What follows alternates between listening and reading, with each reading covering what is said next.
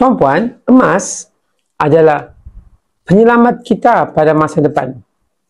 Pernah tak tuan-puan kita terfikir bagaimana satu hari nanti kecemasan berlaku, tapi waktu itu kita tak ada tunai tuan-puan.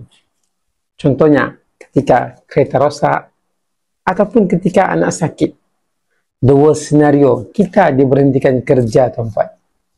Masa tu tuan-puan, kalau kita ada simpanan emas walaupun 1 gram, ia boleh jadi penyelamat tuan-puan kepada kita.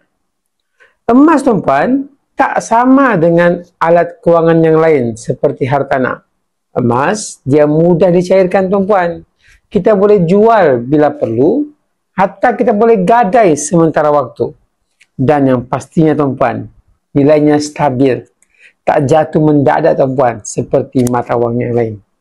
1 gram hari ini tuan-puan lebih kurang RM500 plus tuan-puan.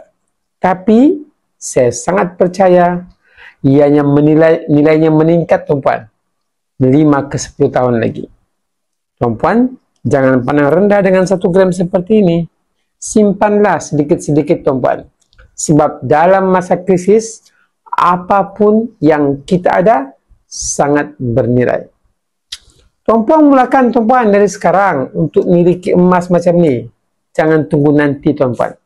Sebab biasanya yang berkata nanti ni tak akan mampu bermula tuan-puan walaupun selepas 10 tahun.